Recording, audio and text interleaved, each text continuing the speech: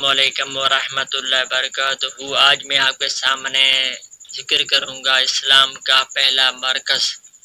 بس میری کوشش ہوگی کہ اللہ پاک آپ کو سمجھنے کی اور عمل کرنے کی توفیق عطا فرمائے۔ آپ میرے ویڈیو کو اسکپ نہیں کرنا، اسکپ کرو گے تو آپ جان نہیں سکو گے، ویڈیو پوری دیکھنا۔ شروع کرتے ہیں۔ اسلام کا پہلا مرکز۔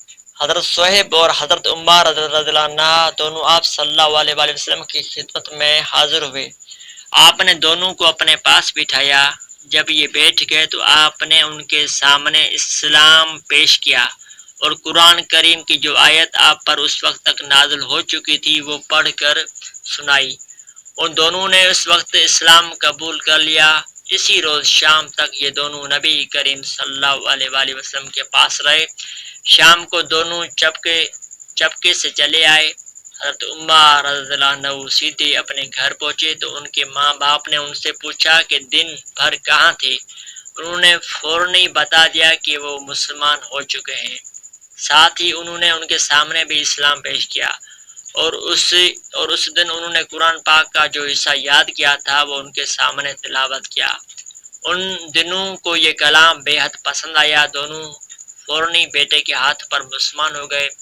اسی بنیاد پر نبی کریم صلی اللہ علیہ وآلہ وسلم حضرت عمر بن یاسر رضی اللہ عنہ کو الطیب المطیب کہا کرتے تھے، یعنی پاک باز اور پاک کرنے والے۔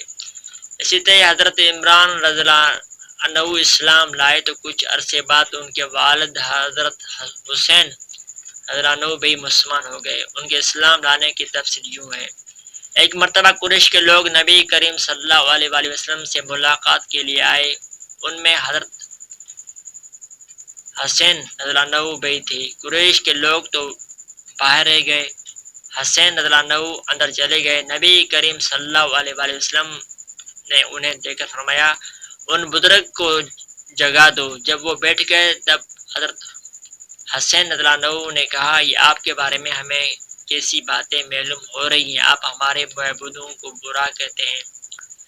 نبی کریم صلی اللہ علیہ وسلم نے ارشاد فرمایا اے حسین آپ کتنے معبودوں کو پوجتے ہیں؟ حضرت حسین رضی اللہ عنہ نے جواب دیا ہم 7 معبودوں کو عبادت کرتے ہیں، ان میں سے 6 تو زمین میں ہیں، ایک آسمان پر۔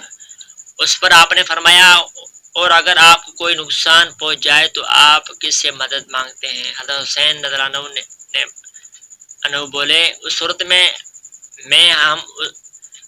میں ہم اس سے دعا مانگتے ہیں جو آسمان میں ہے۔ یہ جواب سن کر آپ نے فرمایا وہ تو تنہا تمہاری دعائیں سن کر پوری کرتا ہے اور تم اس کے ساتھ دوسروں کو بھی شریک کرتے ہو۔ اے حسین کیا تم اپنے اس شرک سے خوش ہو؟ اسلام قبول کرو، اللہ تعالیٰ تمہیں سلامتی دے گا۔ حضرت حسین رضی اللہ عنہ یہ سنتے ہی مسلمان ہو گئے۔ اسی وقت ان کے بیٹے حضرت عمران رضی اللہ عنہ اٹھ کر باپ کی طرف بڑھے اور ان سے لپٹ گئے۔ اس کے بعد حضرت حسین رضی اللہ عنہ نے واپس جانے کا ارادہ کیا تو آپ نے اپنے صحابہ کرام رضی اللہ عنہ مجمعین سے فرمایا انہیں ان کے گھر تک پہنچا کر آئیں۔ حضرت حسین رضی اللہ عنہ جب دروازے سے باہر نکلے تو وہاں قریش کے لوگ موجود تھے۔ انہیں دیکھتے ہی بولے لو یہ بھی بے دین ہو گیا۔ اس کے بعد وہ سب لوگ اپنے گھروں کو لوٹ گئے اور صحابہ کرام نے حضرت حسین رضی اللہ عنہ کو ان کے گھر تک پہنچایا۔ اسی طرح 3 سال تک نبی کریم صلی اللہ علیہ وآلہ وسلم خفیہ طور پر تبلیغ کرتے رہے۔ اس دوران جو شخص بھی مسلمان ہوتا تھا وہ مکہ کی گھاٹیوں میں چھپ کر نمازیں ادا کرتا تھا۔ پھر ایک دن ایسا ہوا کہ حضرت سعد بن ابی وقاص رضی اللہ عنہ کچھ دوسرے صحابہ کے ساتھ مکہ کے ایک کھائی میں تھے کہ اچانک وہاں قریش کی ایک جماعت پہنچ گئی۔ اس وقت صحابہ نماز پڑھ رہے تھے۔ مشرکوں کو یہ دیکھ کر بہت غصہ آیا، وہ ان پر چڑھ دوڑے، ساتھ میں برا بھلا بھی کہہ رہے تھے۔ ایسے میں حضرت سعد بن ابی وقاص رضی اللہ عنہ نے ان میں سے ایک کو پکڑ لیا اور اس کو ایک ضرب لگائی، اس سے اس کی کھال پھٹ گئی، خون بہہ نکلا۔ یہ پہلا خون ہے جو اسلام کے نام پر بہایا گیا۔ اب قریشی دشمنی پر اتر آئے۔ اس بنا پر نبی کریم صلی اللہ علیہ وآلہ وسلم حضرت ارقم رضی اللہ عنہ کے مکان پر تشریف لے آئے تاکہ دشمنوں سے بچاؤ رہے۔ اسی طرح حضرت ارقم رضی اللہ عنہ کا یہ مکان اسلام کا پہلا مرکز بنا۔ اس مکان کو دار ارقم کہا جاتا ہے۔ نبی کریم صلی اللہ علیہ وآلہ وسلم کے دار ارقم میں تشریف لانے سے پہلے لوگوں کی ایک جماعت مسلمان ہو چکی تھی۔ اب نماز دار ارقم میں ادا ہونے لگی۔ نبی کریم صلی اللہ علیہ وآلہ وسلم صحابہ کرام رضی اللہ عنہم کو وہیں پر نماز پڑھاتے، وہیں بیٹھ کر عبادت کرتے اور مسلمانوں کو دین کی تعلیم دیتے۔ اس طرح 3 سال گزر گئے، پھر اللہ تعالیٰ نے آپ کو اعلانیہ تبلیغ کا حکم فرمایا۔ اعلانیہ تبلیغ کی ابتدا بہی دار ارقم سے ہوئی۔ پہلے آپ یہاں خفیہ طور پر دعوت دیتے رہتے تھے، یہاں تک کہ اللہ تعالیٰ نے سورہ شورا میں آپ کو حکم فرمایا اور آپ اپنے نزدیک کے اہل خاندان کو ڈرائیں۔ یہ حکم ملتے ہی آپ کافی پریشان ہوئے، یہاں تک کہ آپ کو پھوپھیوں نے خیال کیا کہ آپ کچھ بیمار میں، چنانچہ وہ آپ کی بیمار پرسی کے لیے آپ کے پاس آئیں۔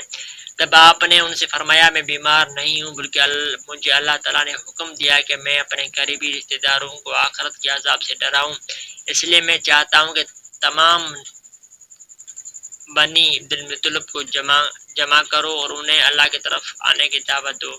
یہ سن کر آپ کی پھوپھیوں نے کہا ضرور جمع کریں، مگر ابو لہب کو نہ بلائیے گا کیونکہ وہ ہرگز آپ کی بات نہیں مانے گا۔ ابو لہب کا دوسرا نام عبد العزیز تھا، یہ آپ کا چچا تھا اور بہت خوبصورت تھا مگر بہت سنگ دل اور مغرور تھا۔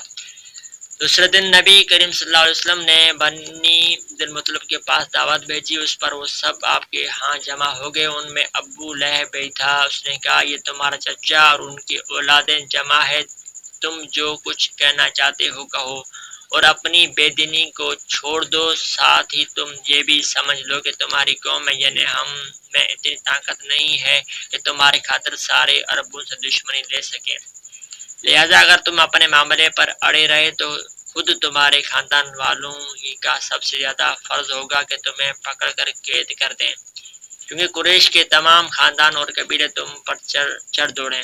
اس سے تو یہی بہتر ہوگا کہ ہم ہی تمہیں قید کر دیں۔ اور میرے بھتیجے، حقیقت یہ ہے کہ تم نے جو چیز اپنے رشتہ داروں کے سامنے پیش کی ہے اس سے بدتر چیز کسی اور شخص نے آج تک پیش نہیں کی ہوگی۔